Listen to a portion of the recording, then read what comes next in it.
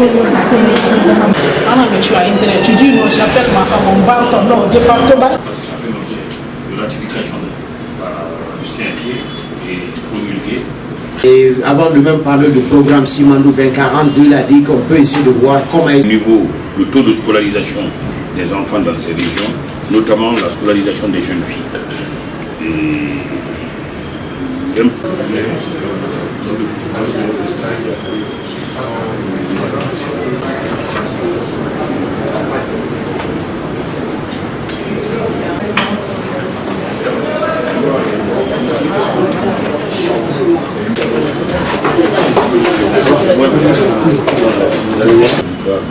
Ce que c'est, et les 4 composantes, vous avez 2 mines, parce qu'il y a le programme qui est un programme de développement sur 15 ans, mais il y a le projet minier en lui-même qui est parent du président de la République, l'éducation et le second pilier.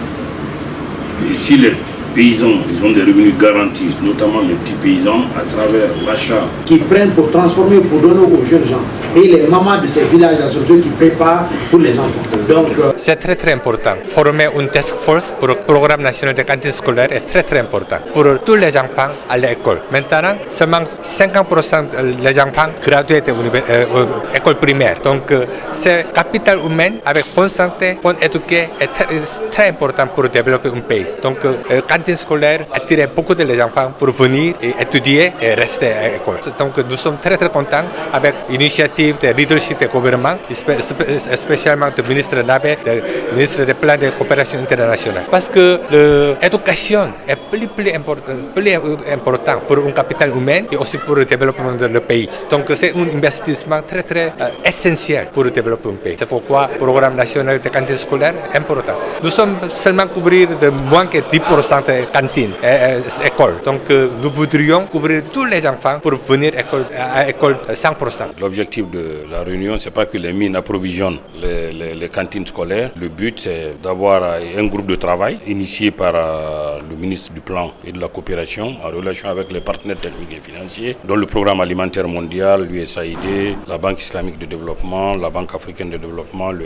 FMI et d'autres, pour pouvoir travailler ensemble afin d'identifier les pistes de solutions qui permettent d'avoir des revenus durables, diversifiés pour les cantines scolaires. Pourquoi les cantines scolaires? Parce que dans les zones défavorisées ou dans les zones d'exploitation minière comme dans la région nord-est où il y a beaucoup d'exploitation artisanale de l'or ou du diamant, nous constatons une déscolarisation des enfants. Le taux de scolarisation des enfants est très bas dans ces régions. Pour ça, dans le cadre des réformes du secteur minier, le président de la République a instruit d'engager une réforme urgente du secteur de l'artisanat. Cela d'ailleurs, du mois de juillet jusqu'au mois de septembre, l'exploitation artisanale de l'or était suspendue pour inciter les gens à retourner vers la terre. Mais également, nous avions saisi cette opportunité, sur la base de ces instructions du chef de l'État relayées par le Premier ministre chef du gouvernement, d'engager une réforme en profondeur de l'exploitation artisanale, en interdisant le travail des enfants, en interdisant l'utilisation du cyanure, pollue notre couvert végétal, mais et surtout en ayant des discussions ouvertes avec l'Union nationale des orpailleurs de Guinée pour comment on va travailler ensemble pour appuyer les cantines scolaires dans les zones défavorisées. Aujourd'hui, il y a un partenariat qui est en cours de finalisation, mais avant cela, nous leur avons dit de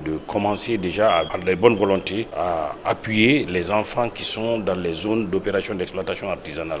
À date, il y a plus de 3000 enfants qui sont pris en charge par l'Union nationale des orpailleurs de Guinée, mais ce n'est pas suffisant.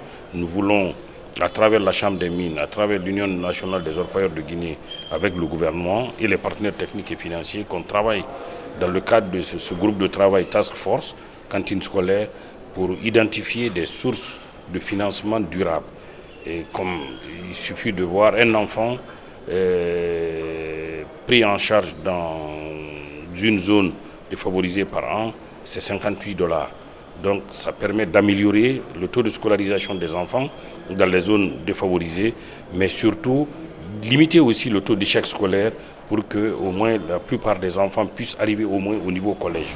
C'est ce qui va permettre à notre pays d'aller vers le développement. Ce n'est pas un hasard si dans le programme Simandou 2040 initié par le président de la République, que l'éducation est soit le pilier 2. Ça montre tout l'intérêt de l'éducation dans le développement d'un pays. Et on ne peut pas se développer sans investissement dans le capital humain. Et je pense que ça va être des petites initiatives. Pas des petites initiatives, différentes initiatives similaires qui permettront de changer le paradigme afin que la Guinée soit reconnue pas comme un pays minier, mais comme un pays qui a des compétences avérées pour que les gens viennent investir dans notre pays parce qu'on a des ressources humaines de qualité. Cette réunion est importante pour le gouvernement, pas seulement le ministère du Plan. La présence de monsieur le ministre de l'économie et des finances, monsieur le ministre des Mines était là, monsieur le secrétaire général du ministère de l'Éducation. Les cantines scolaires, c'est une priorité nationale. Vous le savez très bien, dans la refondation actuelle du chef de l'État, le social, l'économie et politique. Aujourd'hui, nous sommes avec nos amis PAM qui fait un travail remarquable dans notre pays. Et il y a quelques mois, on a signé la stratégie pays PAM et la République de Guinée 2024-2029 d'à peu près 146 millions de dollars. L'objectif aujourd'hui, c'est de trouver des pistes, des solutions, vraiment de trouver les moyens nécessaires pour le financement des cantines scolaires dans notre pays. Aujourd'hui, c'est extrêmement important, c'est la mise en place d'une task force que monsieur le Premier ministre a aussi demandé pour résoudre ce problème-là une fois pour toutes. Quand les jeunes filles sont à l'école, vous le savez très bien, ce n'est pas un problème d'alimentation, mais d'abord c'est la santé. Et c'est une question d'éducation et une question de sociétale. Donc on a vu la présentation du PAM qui montre aujourd'hui que nous devons vraiment travailler. Avec on est sorti vraiment satisfait de cette réunion parce que messieurs les ministres et le secrétaire général ont donné des pistes de solutions et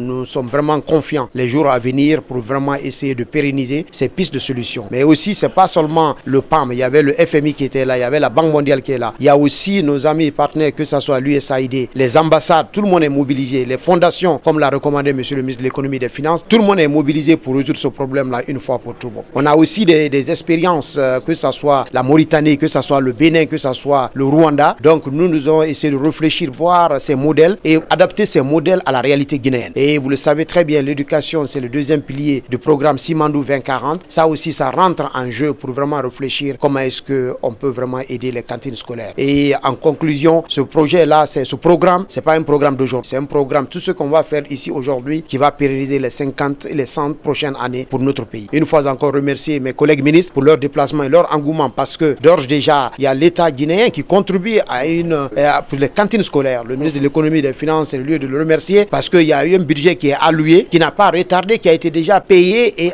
envoyé directement dans les caisses du ministère en charge de l'enseignement préuniversitaire. Donc nos collègues de la santé, de l'agriculture devraient aussi nous joindre. Donc c'est un problème national, c'est un problème du gouvernement, c'est un problème du chef de l'État qu'on est en train de trouver des solutions ici aujourd'hui.